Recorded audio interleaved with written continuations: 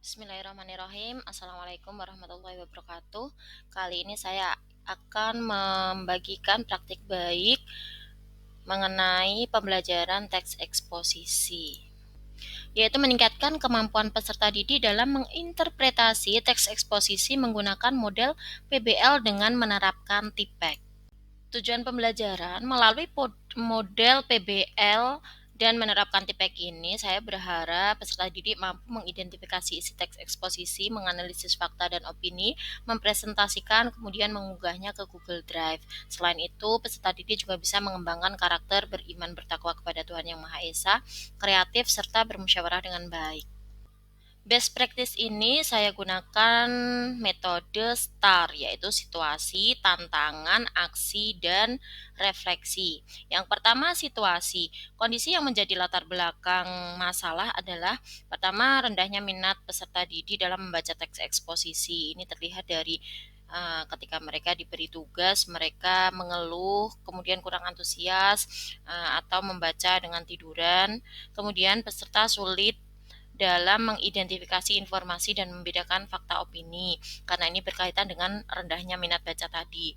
Kemudian hasil identifikasi masalah ini saya eksplorasi penyebabnya dan ditemukan akar masalahnya, yaitu metode pembelajaran yang digunakan guru serta media yang digunakan itu kurang maksimal.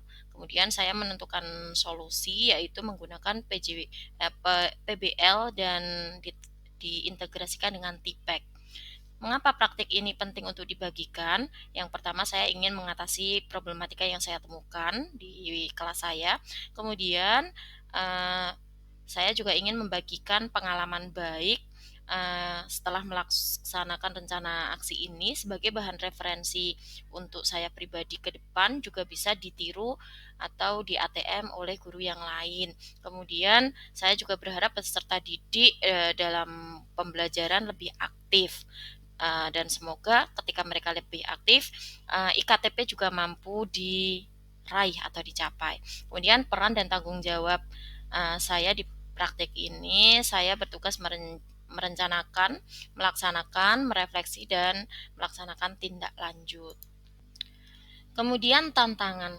Tantangan untuk mencapai tujuan tersebut, ya, yang pertama, sebagian aplikasi yang akan saya gunakan dalam TPEC ini adalah hal baru bagi peserta didik. Kemudian, belum semua kelas menggunakan Smart TV yang juga akan saya gunakan dalam pembelajaran kali ini. Kemudian, minat baca peserta didik rendah sehingga beberapa kali terlihat agak mengantuk. Ini perlu saya atasi karena ini adalah dasar untuk menentukan atau melanjutkan kegiatan berikutnya.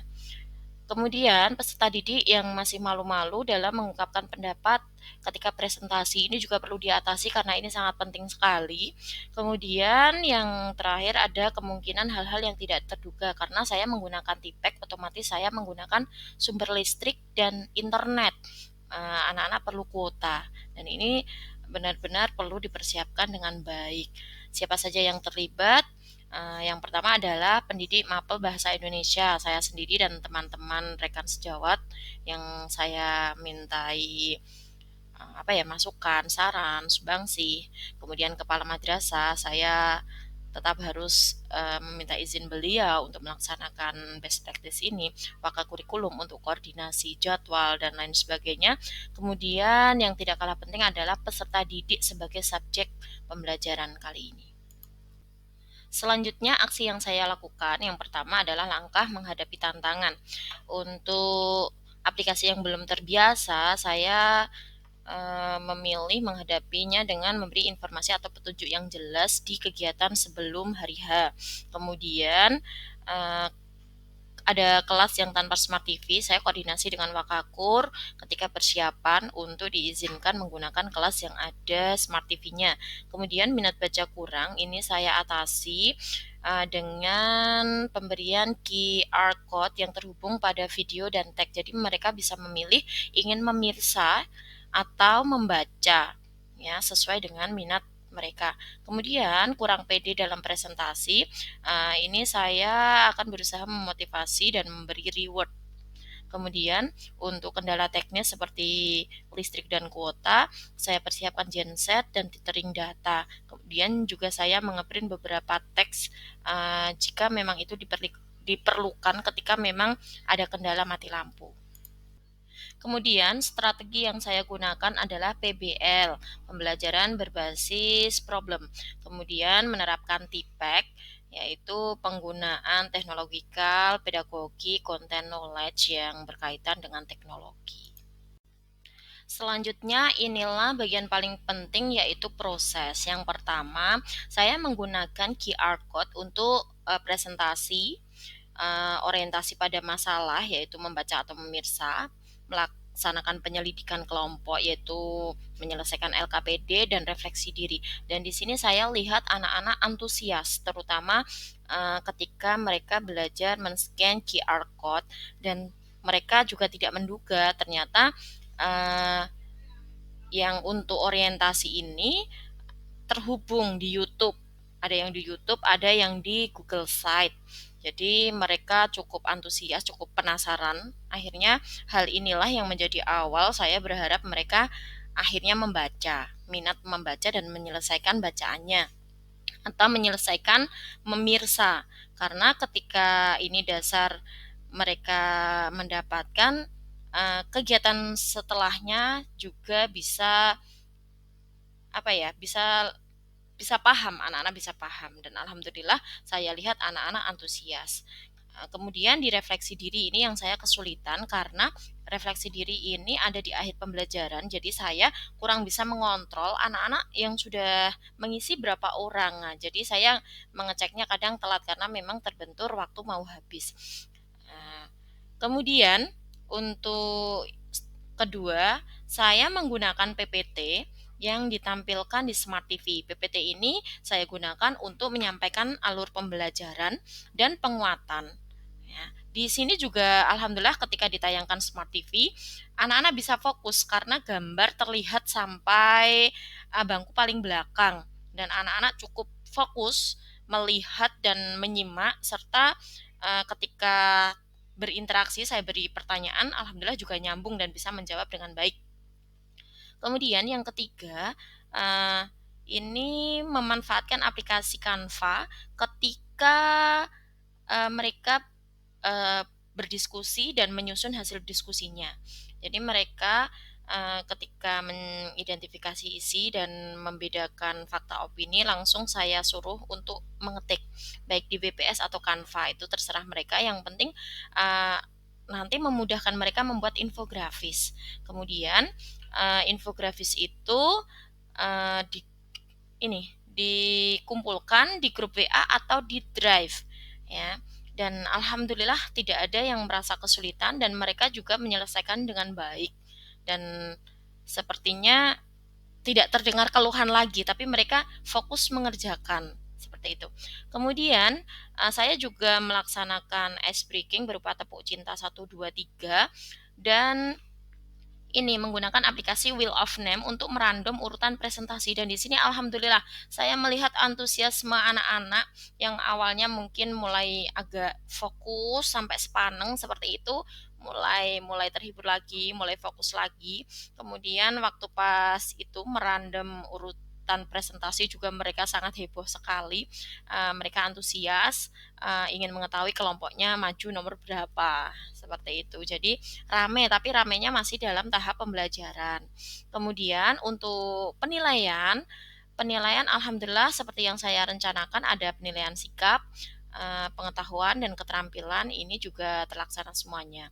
Penilaian sikap saya menggunakan penilaian antar teman yang saya bagikan instrumennya ketika mereka berkelompok dan mereka cukup antusias untuk mengisi. Kemudian refleksi diri di akhir dengan scan QR code itu. Kemudian untuk pengetahuan yaitu hasil LKPD dan keterampilan adalah presentasi. Hanya saja di sini saya agak kesulitan atau agak underestimate di penilaian antar teman karena mereka mengisinya itu meskipun hanya checklist dan sudah ada indikatornya, mereka hanya checklist cepat seperti itu. Saya agak takutnya mereka kurang jujur atau hanya asal-asalan seperti itu. Jadi Meskipun di awal juga saya sudah memberi motivasi, tolong isi dengan jujur ya, sesuai indikator yang ada. Tidak masalah, itu tidak mempengaruhi nilai kalian. Alhamdulillah dari proses itu secara umum saya bisa katakan IKTP yang saya tetapkan alhamdulillah semuanya tercapai dan peserta didik juga tertarik untuk membaca atau memirsa. Jadi menggunakan PBL dengan Tipek ini saya rasa bisa mengatasi permasalahan saya di kelas. Kemudian siapa saja yang terlibat? Di sini saya melibatkan pendidik, peserta didik, teman sejawat, kepala madrasah, kepala TU, kemudian wakakur dan beberapa guru, wali kelas untuk meminta izin dan koordinasi. Kemudian sumber daya yang saya persiapkan dan saya gunakan satu modul ajar dengan PBL terintegrasi Tipek. Kemudian media Tipek yang saya gunakan di sini satu QR code, kemudian Smart TV, PowerPoint, kemudian saya juga menggunakan Google Drive juga, kemudian saya menggunakan Canva, yang lainnya ini untuk merandom wheel of names dan ada S breaking. Kemudian yang terakhir adalah refleksi hasil dan dampak. Dampak dari aksi ini jelas bagi peserta didik, mereka lebih aktif, lebih tertarik, pembelajaran lebih hidup dan mereka terlihat kamera dan dari hasil pengamatan itu mereka aktif. Mereka lebih semangat belajar. Bagi saya pribadi sebagai pendidik itu juga motivasi tersendiri sebagai bahan referensi untuk saya lakukan di kelas-kelas lain, bahkan ingin saya tingkatkan. Kemudian bagi masyarakat, bagi madrasah, ketika anak-anak minat belajarnya tumbuh, minat baca tumbuh, saya berharap IKTP tercapai, ini juga akan meningkatkan mutu pembelajaran.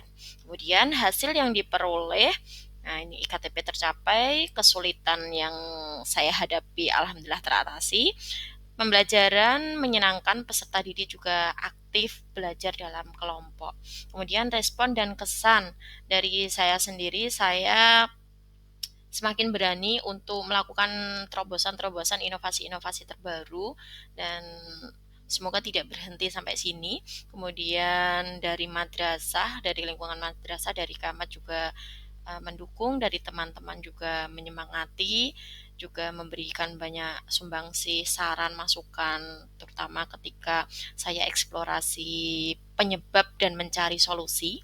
Kemudian peserta didik juga sangat membantu, mereka kooperatif, mereka aktif, mereka mengikuti pembelajaran dengan baik dan sepertinya merespon dengan sangat antusias.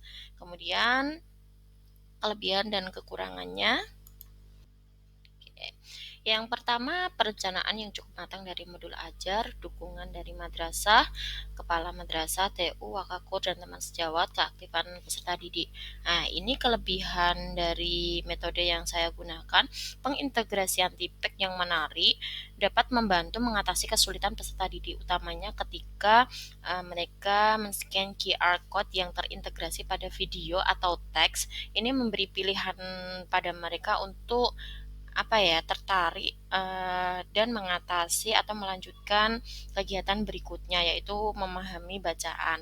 Kemudian saat menggunakan Wheel of Names itu juga membantu membangkitkan semangat mereka dalam belajar.